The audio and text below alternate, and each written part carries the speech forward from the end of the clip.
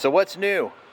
Well, one thing, hi everybody, is the municipal pool that I'm at. If you can believe it,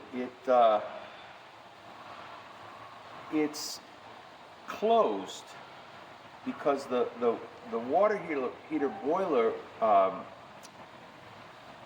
mysteriously broke. It broke, and it's a very hard to find part. Somebody told me that the repair could take as long as 1 year. Imagine that, Jeremy. One year as I'm making progress. And I want to share that with the viewership, readership, because the enemy is a real threat. It's not understood by a great many people. It just goes right over their head. But how do you like that Batman, in this case, was making a lot of progress? And the interruption so much so now that this morning I was telling Jeremy, putting on the foot, my foot has gotten fat from lack of exercise, and I couldn't get it to click. Is it too bright? No, you're okay. You're okay. Yeah. I couldn't get it to click, and I need to add more. Today, in fact, what I did was, with the help of my caregiver who's driving me around, is that we went to see about an alternative watering hole. And there's a swimming pool that's part of the same city-run municipal network, but it's a 20-minute drive to get there. We went today to check it all out.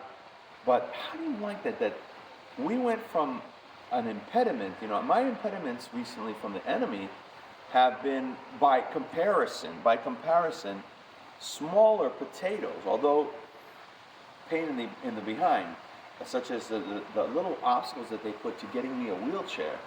I went through 4 MD visits, when really only one. It was complete redundancy.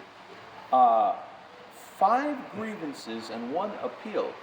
And then the threat of, well, we're going to take this, I'm still escalating, we're going to take this to a phone with a United States judge, not an attorney, but a judge was going to impartially determine.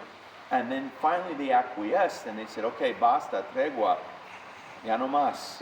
They did who was that, Roberto Duran, no más, no más. So we as a group committed to representing king and country, sometimes we have to bring the enemy to a no mas, and you have to just move with God's help, not through human manufacture, no human fingerprint. But we are like Moses holding that rod and parting the Red Sea. These impediments come, these little things come. The swimming pool taking out jobs. We're talking about easily minimum 12 people working full-time at the pool out of a job for possibly a whole year. I mean, this now we're moving up to an elevated, you could call it a badge of honor in a spiritual warfare campaign, that now we've gone from them shooting grenades at a far distance now to maybe, what's that thing that they would load and it would send a giant rock? A catapult? Yes. I think that's what it's called, right? Or there's a word for it. It's a French word. Yes. Trichage or something. Yeah, I think it starts with an L. Something to that effect. I'll look it up. But things are not resolved. No pun intended. It wasn't intended to wear this for this, but things are not always resolved in a flash. There's a lot of delayed gratification when it comes to fighting enemies that are on a level of, first of all, just to kind of, and I've said this on different broadcasts, but one of the things that we have to keep in mind is that we're in harm's way, but God allows certain things to happen so that we mature. You're never meant to just remain at the certain level where you're at, no matter if you're at beginner level. But the enemy we're dealing with, even though they rebelled, there was an insurrection attempt, there was a coup d'etat attempted in heaven, and God said, get out to them, right? There are the fallen angelic outcasts, plural. But each one of those cats was created imperishable. Thus the need for a place of eternal damnation.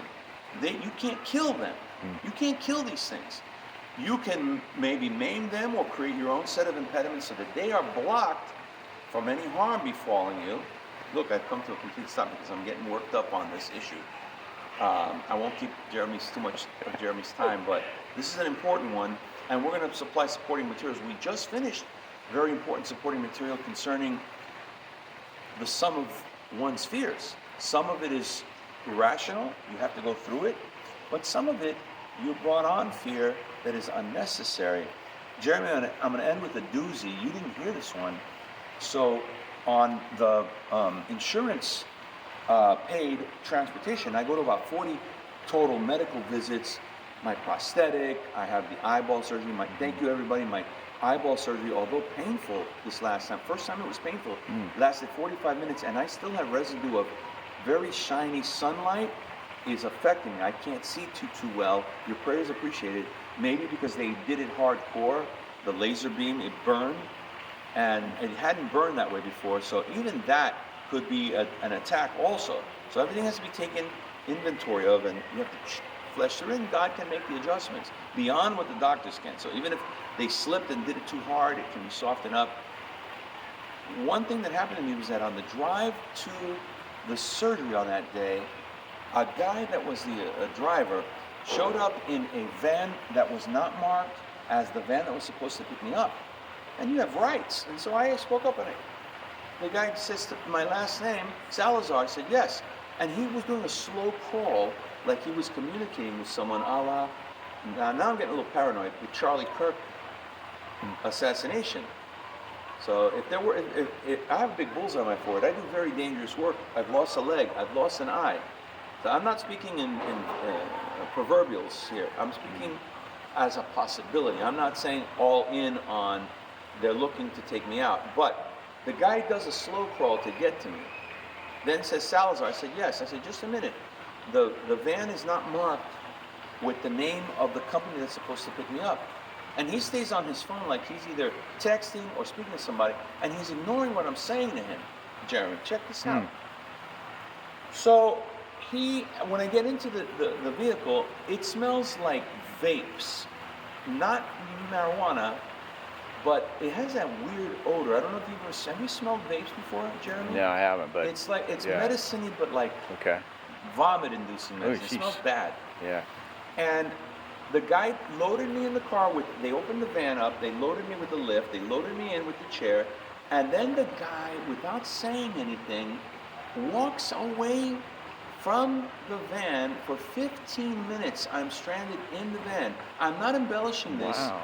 I have no dog in the race. I'm telling you straight. Pay attention to your surroundings. Mind your surroundings, those of you out there. I immediately called the cops. I wasn't having it. 2 cop cars showed up, and their policy apparently is to try just to diffuse, and they try not to give op-eds, and I was dissatisfied. Finally, the guy was like, the driver was like Dr. Jekyll, Mr. Hyde. He had walked away. Now, if there was an assassination attempt, he walked away like, okay, I've delivered the goods, he's trapped, somebody else is going to come and take this guy to Timbuktu, who knows? They came, the cops said, he changed his tune. Suddenly the guy's chatty Cathy. Oh, I'm sorry, I'll bring him down right now. This and the other. I said, what's going on? You're not a totally different person now? You want to talk to me? Now you want to talk to them? So I'm putting him on notice. And then later, because they let him go, and I was not happy about that, without so much as a slap on the wrist. So I told the cops who stayed around for another 2-3 minutes, and we'll close with this. I said, I'm going to stop. What is the procedure? I go, did you even look up, maybe he's done this to other people? Is this guy, does he have any citations where he has a warrant for not having paid enough for his tickets? I go, you didn't mention anything. So the following day, called the police department, and I said, hey, I'm not happy with the way the cops handled this. They wrote an incident report. Okay. That's another thing, by the way. All this stuff that we're publishing is itself an incident report of life, of the fact that the enemy attacks on multiple fronts, and you have to keep your mind sharp. Don't take too many vapes. Don't be going a little too much with the herb, or drinking, or any one of the. I'm not telling you what to do with your life, but be sharp in your wits. Have your wits about you as much as you can. So I'm not saying there, but for the grace of God, go I. If you have your vices, I think all fall short. I've said it a million times. The worst of the bunch. But in certain circumstances, so I told the dispatcher the following day at 4 in the morning, because I had another ride, Jeremy, that day, and I didn't want the same company. Yeah. And I also called my insurance, and the insurance said, no problem, we can X them out. And it turns out that the company had a series of vans that are getting a different paint job. So they had a legit explanation for why it showed up in an unmarked van. It still didn't sit well with me, because they should have told me, we're coming in an unmarked van, you understand? And then the cops gave me something that was also a little satisfactory. I said, you know, I told the cop, why didn't you at least run a check on this guy? I took a snapshot of the card that the guy gave them. I said, look, there's two names being shared, two different drivers on the business card. Did you even bother? I didn't see you do anything. Did you bother to check who this guy was? And the lady told me they must do the check, but they don't tell you, A, what they found, unless it's something severe, but they are not allowed to go away without checking. I said, that would have been a big relief. They should have at least told me, yes, we did a check. They didn't say that. And I think that's within the right of a person. You should know whether or not they did what they're supposed to do. But in this era of BLM, and I could understand maybe the interpretation, even though the cops have cameras that are rolling, right? But they could have maybe said, maybe even the driver was trying to get into an incident where he could complain and sue his own company or the cops or me because of maltreatment or Black Lives Matter. You know, we could have rolled out the race card. I mean, I could have seen that coming from a mile away. A guy wearing a beanie, and it's like that old song from our era, Jeremy. I wear my sunglasses at night. He had like pitch black sunglasses, the guy, Rastafarian looking guy, and I wasn't having it. So he didn't roll one over on me on that one. And neither should they roll over on you either. I'll end with that. But things can happen quickly. They can happen in a flash. So be alert and take care of yourself, because no one else as much will give two hoots. Jeremy, how is my progress going even without the pool right now? Fantastic, man. I'm going to need you to, if you can, to add more shifts in the interim, because this could be up to a year to repair the pool. Batman signing off for now. Thank you, guys.